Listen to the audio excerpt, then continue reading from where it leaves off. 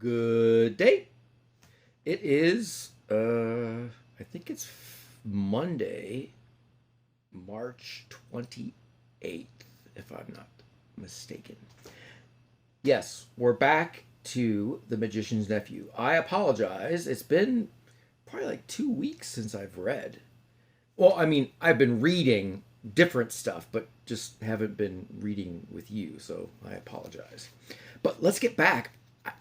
I know the last time when we spoke, I had suggested the question, what happens to the characters when we're not reading? So I feel so bad about Diggory and what's her name? I almost forgot her name. Diggory. Oh jeez, oh jeez. Let's just start reading. We're on chapter. We're on chapter 7.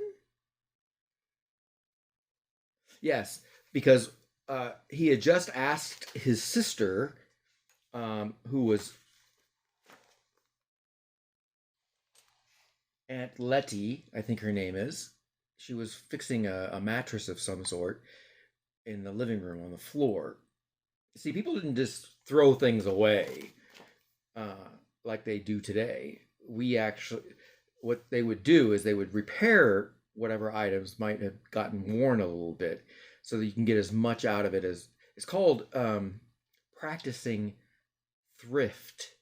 Thrift. We could learn a little bit about that. Our world could learn a little bit about that today. What happened at the front door? That's chapter 7. Now, slave! How long am I to wait for my chariot? Thundered the witch. Uncle Andrew cowered away from her. Now that she was really present, all the silly thoughts he had had while looking at himself in the looking glass were oozing out of him. But Aunt Letty at once got up from her knees and came over to the center of the room. And who is this young person, Andrew? May I ask? Said Aunt Letty in icy tones. She probably said it this way. And who is this young person, Andrew? May I ask? That's probably better. Distinguished foreigner, very important person, he stammered. Rubbish, said Aunt Letty, and then, turning to the witch, get out of my house this moment, you shameless hussy, or I'll send for the police. She thought the witch must be someone out of a circus, and she did not approve of bare arms. Okay, so the witch had her arms just out in the open and not covered up, because in England during this time in history, women and men were very modest. They didn't show their undergarments, that you wouldn't want to be able to see that. So like my undershirt would be an undergarment. In this time in history, people were very proper, and I think they had a stiff collar or something. Didn't we talk about that earlier? Anyhow, well, we're not in old England, so I don't have to worry about buttoning up my shirt. What woman is this? Said Jadis.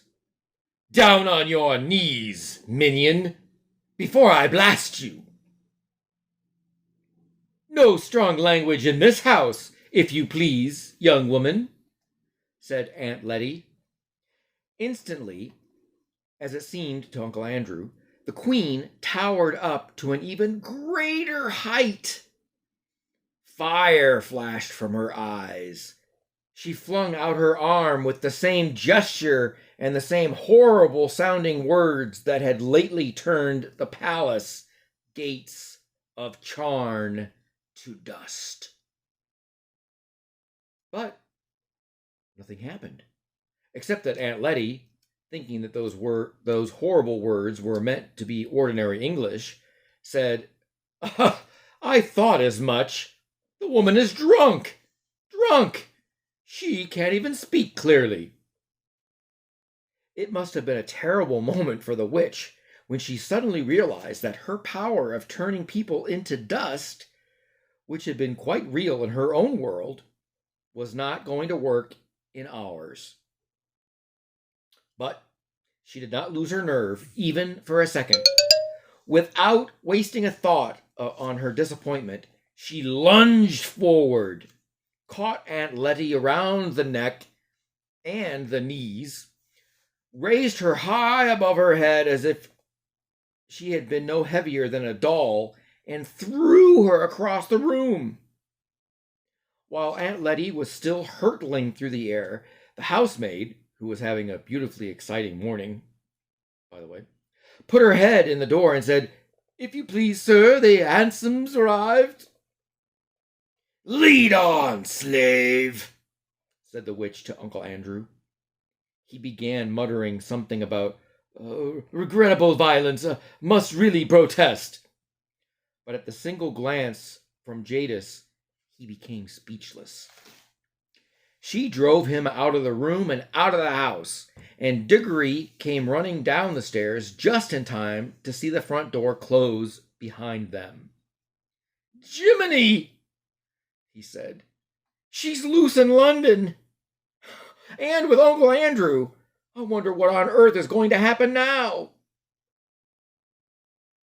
"Oh, Master Diggory," said the housemaid, who was really having a wonderful day. "I think Miss Ketterly's hurt herself somehow." So they both rushed into the drawing room to find out what had happened.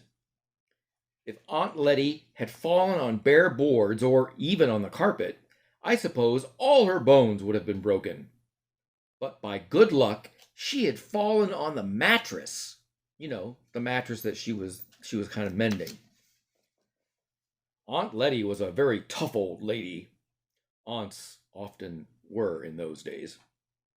After she had some sal volatile and sat still for a few moments, she said there was nothing the matter with her except a few bruises. Very soon she was taking charge of the situation. "Good job, Aunt Letty." "Sarah," she said to the housemaid, who had never had such a day before. I think the author's trying to encourage us to recognize that the maid usually had a very boring life working for Aunt Letty and Uncle Andrew. And so much excitement all in one day, all in just like a few minutes. Okay, so again, "Sarah," she said to the housemaid, who had never had such a fine day, "go round to the police station at once and tell them there is a dangerous lunatic at large. I will take Mrs. Kirk's lunch up myself." Mrs. Kirk was, of course, Diggory's mother. Remember, she's sick and she's in the upstairs bedroom. When Mother's lunch had been seen to, Diggory and Aunt Letty had their own. After that, he did some hard thinking.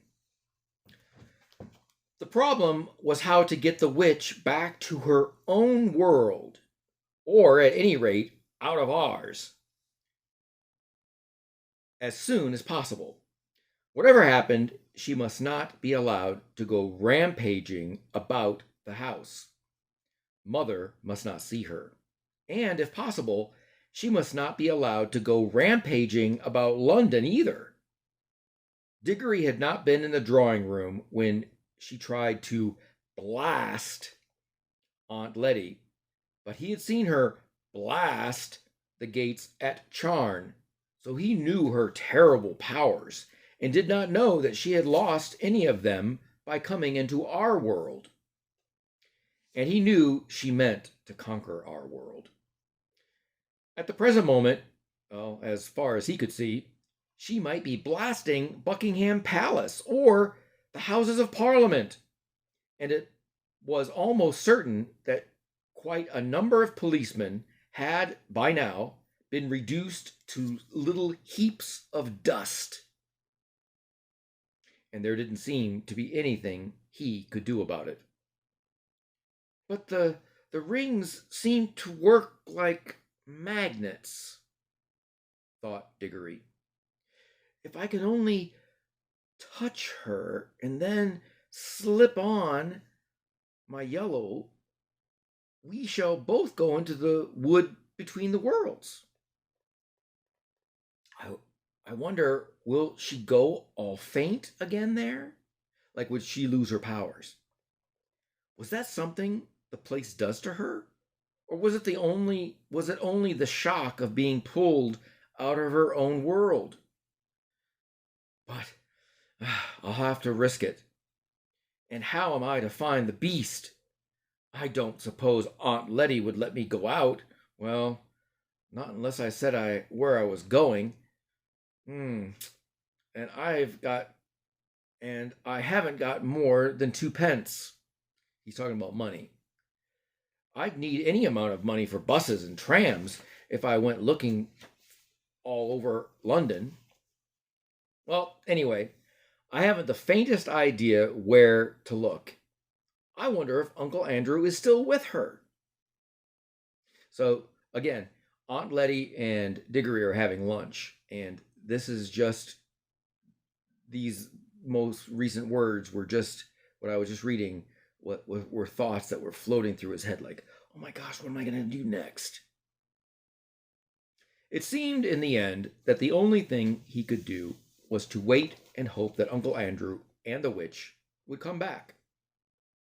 If they did, he must rush out and get hold of the witch and put on his yellow ring before she had a chance to get into the house. This meant that he must watch the front door like a cat watching a mouse's hole. He dared not leave his post for a moment. So he went into the dining room and glued his face, as they say, to the window.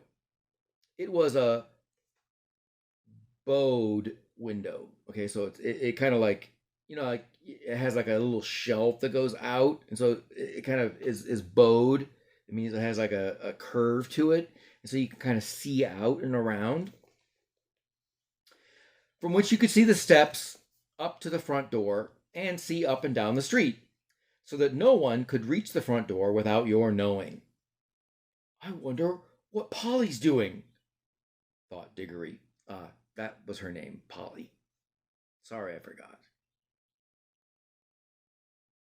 He wondered about this a good deal as the first slow half hour ticked on. But you need not wonder, for I am going to tell you. She had got home late for her dinner, with her shoes and stockings very wet. And when they asked her where she had been and what on earth she had been doing, she said that she had been out with Diggory Kirke. Under further questioning, she said she had got her feet wet in a pool of water, and that the pool was in the wood.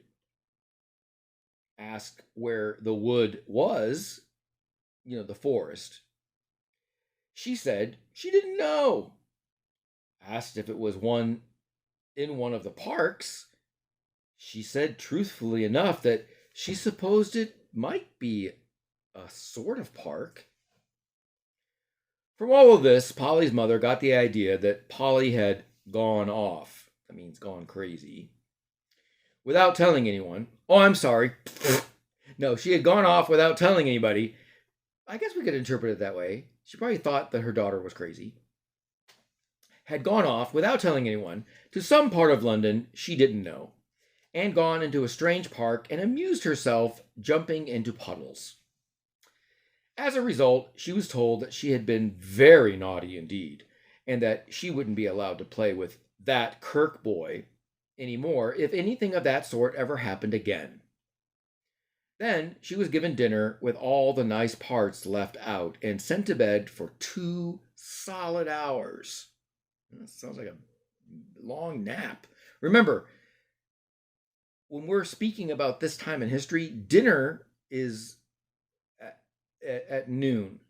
So when they talk about dinner, when we supper, that's the meal that you have later at night. So dinner is the noon hour lunch. Okay, so so she had been sent to bed for 2 hours. It was a thing that happened to one quite often in those days. That was kind of like being in detention, like going to sit in the corner or time out. You would have a nap. You'd be put down for a nap for 2 hours. I wouldn't mind a nap for 2 hours every day. I must get into a lot of trouble if I have a nap for 2 hours every day. Let's get back to reading. So, while Diggory was staring out the dining room window, Polly was lying in bed, and both were thinking how terribly slow the time would go. I think, myself, I would rather have been in Polly's position. She had only to wait for the end of her 2 hours. But every few minutes, Diggory would hear a cab, or a baker's van, or a butcher's boy coming around the corner and think, oh, here she comes. And then find it wasn't. And in between these false alarms, for what seemed hours and hours, the clock ticked on, and one big fly, high up and far out of reach, buzzed against the window. Bzzz. It was one of those houses that get very quiet and dull in the afternoon and always seem to smell of mutton. Mutton, I guess that mutton is smells like animals. Like, oh, it smells like a dog. A wet dog lives in here. So that's strange. So the house is very, very, very, very, very, very quiet, and it smells musty. During his long watching and waiting, one small thing happened, which I shall have to mention, because something important came of it later on. A lady called with some grapes for Diggory's mother. And as the dining room door was open, Diggory couldn't help overhearing Aunt Letty and the lady as they talked in the hall.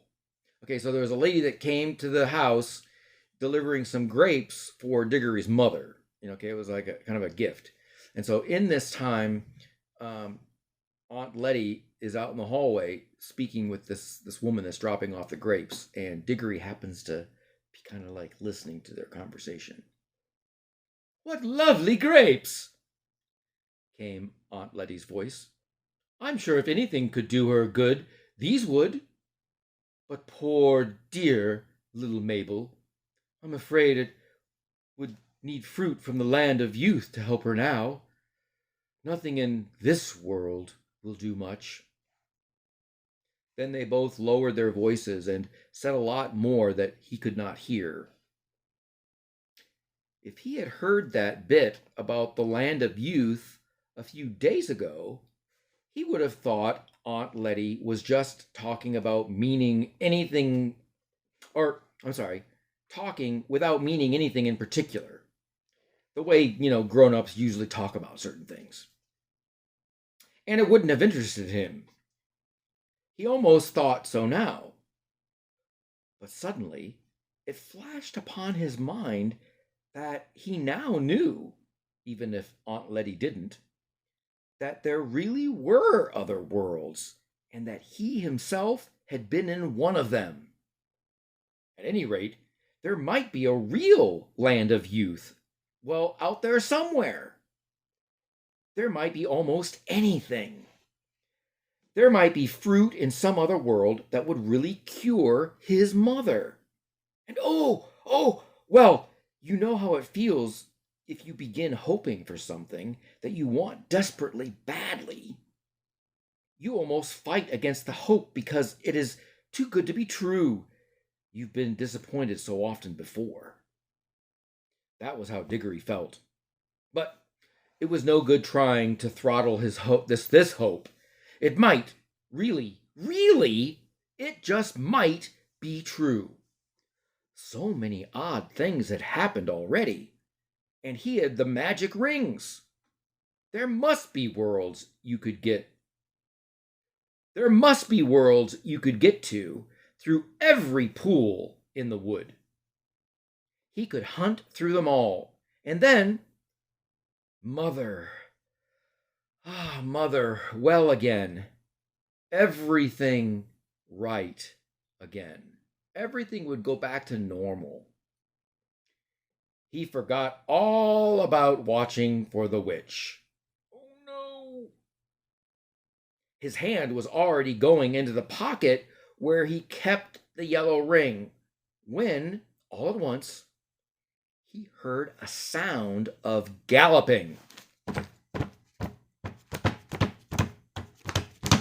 That's supposed to be galloping. Hello? What is that? Thought Diggory. Fire engine? I wonder what house is on fire. Great Scott, is coming here! Why, it's her! I needn't tell you who he meant by her, right? We all know who it is, right? First came the hansom.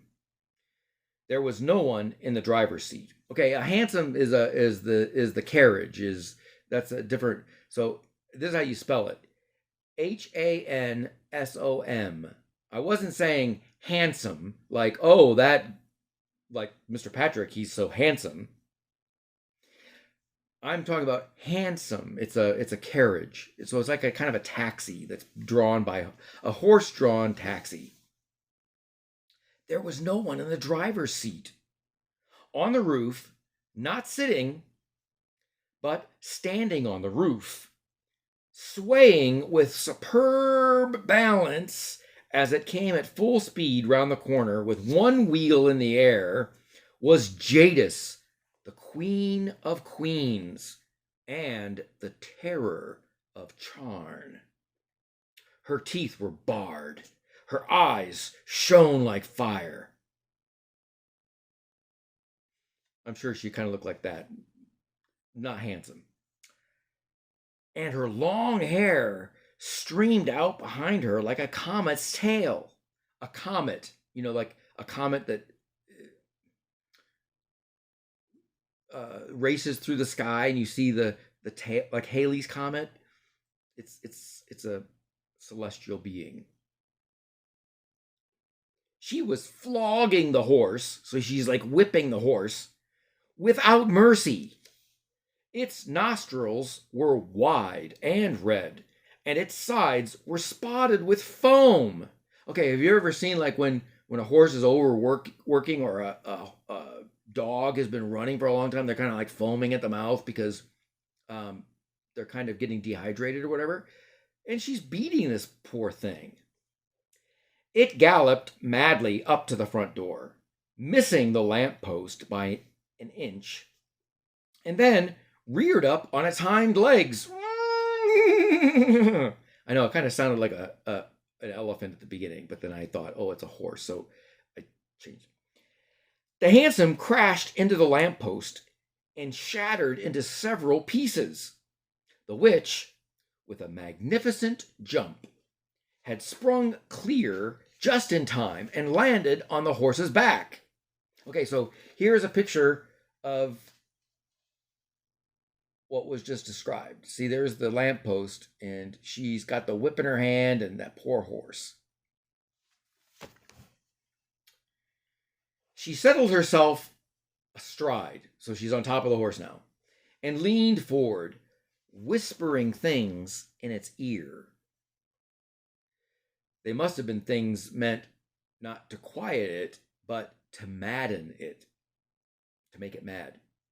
It was on its hind legs again in a moment, and its neigh was like a scream, and was all hoofs and teeth and eyes and tossing mane. Okay, so like the horse's hair that's right around, like down his neck, is its mane. So everything is up and wild and going. Only a splendid rider could have stayed on its back. Well, the queen, she's a splendid rider, apparently, right?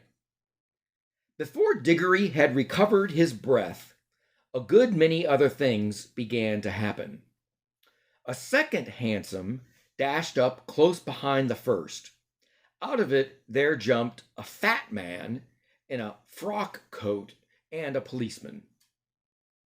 Then came a third hansom with two more policemen in it. So it's not a taxi. I guess it's just a horse-drawn carriage. That's what a hansom is. After it came about 20 people, mostly errand boys, on bicycles, all ringing their bells and letting out cheers and catcalls. Woohoo! Look at the woman! Woohoo! All very hot from running. I'm sorry. Last of all came a crowd of people on foot, all very hot from running, but obviously enjoying themselves. Windows shot up in all the houses of that street. So everybody's opening their windows, like poking their heads out, looking around, see what's going on. And a housemaid or a butler appeared at every front door. They wanted to see the fun. Meanwhile, an old gentleman had begun to struggle shakily out of the ruins of the first hansom. I wonder who that is. Several people rushed forward to help him, but as one pulled him one way and another way, get it? Perhaps he would have got out quite as quickly on his own. Diggory guessed that the old gentleman must be Uncle Andrew, but you couldn't see his face. His tall hat had been bashed down over it, so whatever hat he had on was like, most of the time they wore a big top hat during that time, so it was like a really tall black hat. So if you could imagine, Uncle Andrew had it like shoved over his head. Diggory rushed out and joined the crowd. "That's the woman! That's the woman!" cried the fat man, pointing at Jadis. "Do your duty, constable! Hundreds and thousands of pounds worth she's taken out of my shop. Look at that rope of pearls around her neck. That's mine, and she's given me a black eye, too, what more?" Okay, so here's a picture of... Let's get it focused a little bit. Okay, so there's the big man pointing, and there's people looking out the window. And here's the group of people that are running after.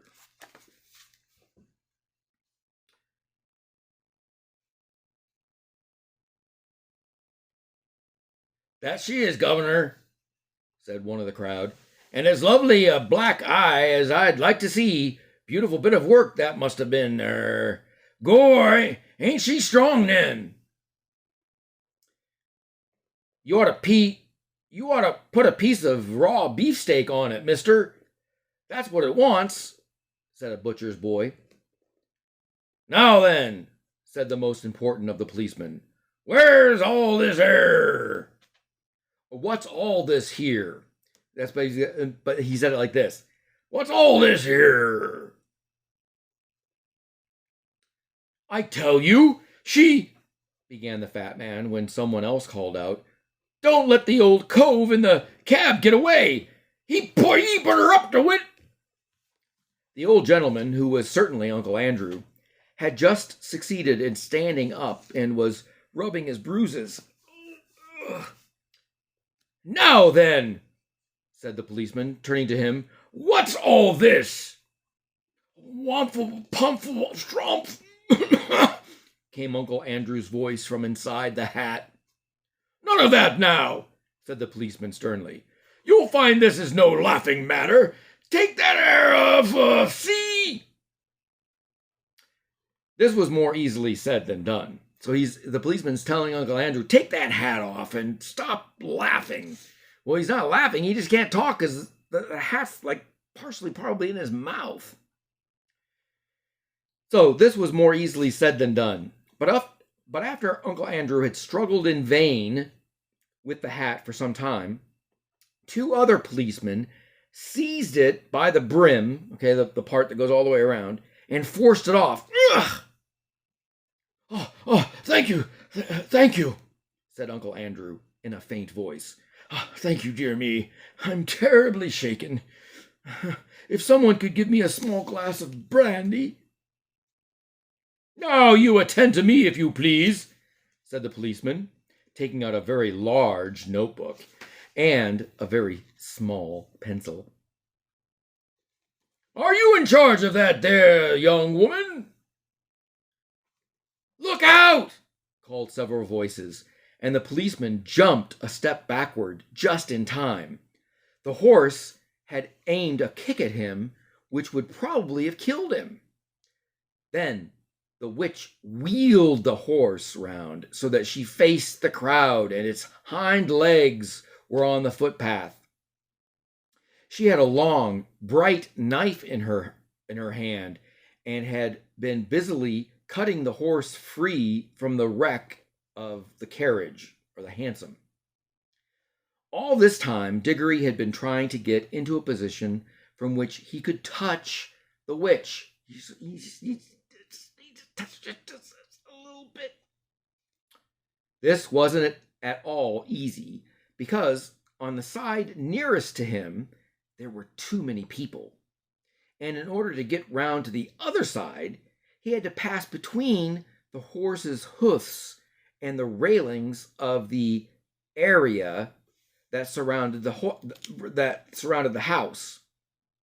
For the Ketterleys' house had a basement, so there's like this fence that is kind of like running along, and then there's like a set of stairs that go down into a basement. So if you weren't careful, you'd fall down those stairs. He didn't want to do that.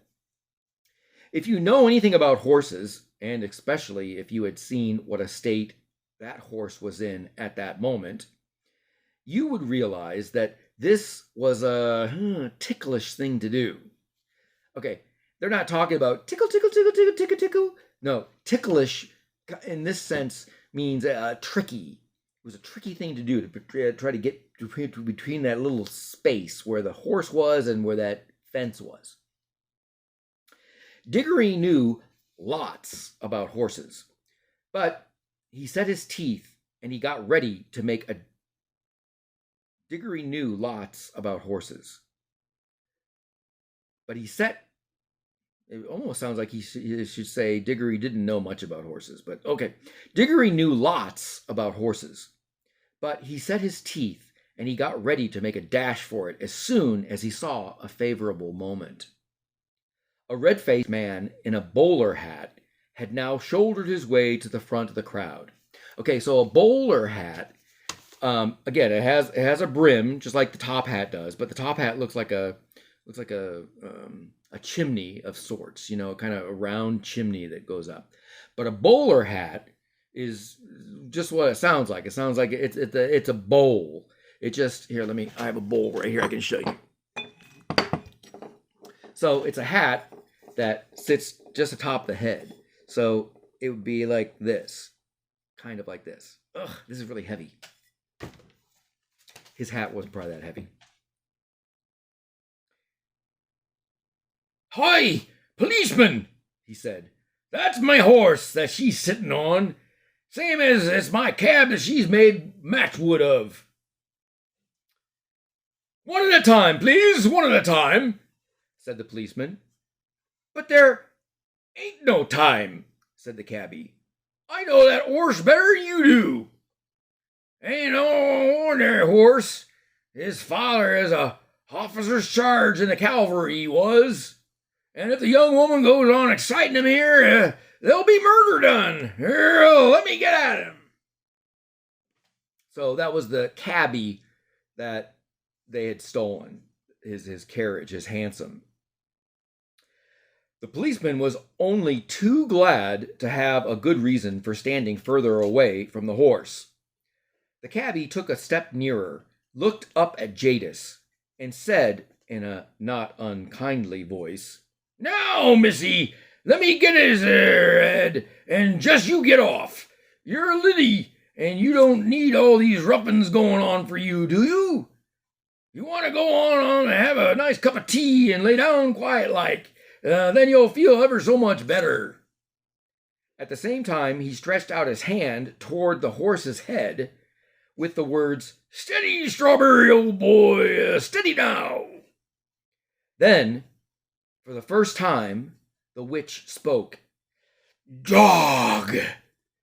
came her cold, clear voice, ringing loud above all the other noises. "Dog! Unhand our royal charger! We are the Empress Jadis." That's the end of this chapter. And I need to take a drink of my hot beverage that I brought earlier, and it's probably not that hot now. But I'm going to read the next chapter right away. So I'm going to stop this recording, post it, and then I'll post the next one after I get a little bit of a drink. Okay, so usually I give you a writing challenge or a thinking challenge related to this reading. I'm going to wait, and I'll give you one for in the next reading that will count for this reading. The first thing that comes to mind is, have you ever been in such a frightful situation that you didn't even know what to do?